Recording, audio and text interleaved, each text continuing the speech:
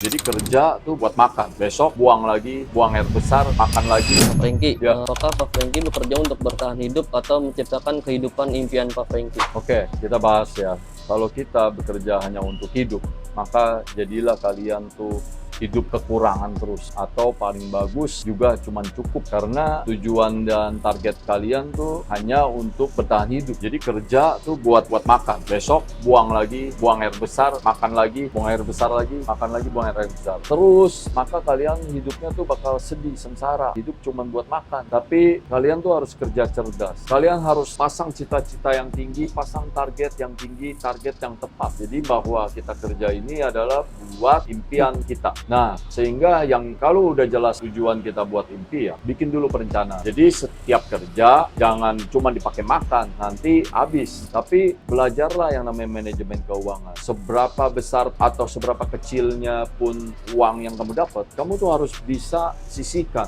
untuk menabung. Nanti belajar lagi level kedua, yaitu gimana cara pakai uang itu buat berlipat ganda, supaya uang bisa bekerja buat kamu. Meskipun penghasilan kamu kecil, tapi nanti kalau kamu udah menguasai ilmu menabung, semakin besar uang kamu nanti, kamu udah jago nabungnya. Tapi banyak orang di luar bilang salah. Gimana saya bisa nabung, Pak? Penghasilan saya kecil, nanti aja tunggu banyak. Oke.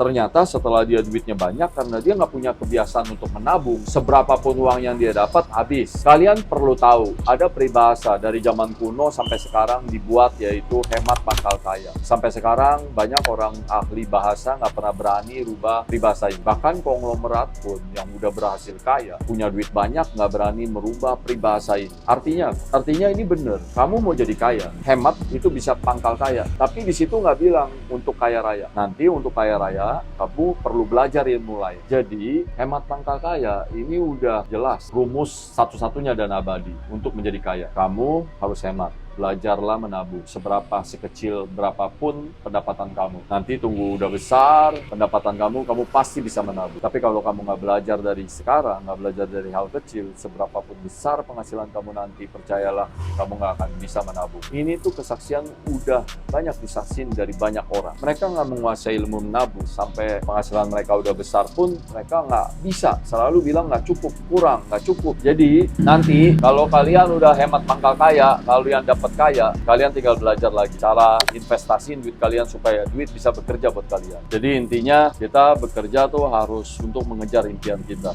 Ya, jangan buat bertahan hidup. Bisa apes hidup kamu nanti. Tapi sekali lagi saya ini cuma so tahu, kalau kalian gimana? Bekerja untuk bertahan hidup atau mengejar impian? Lebih mudah bersama Gapura Office.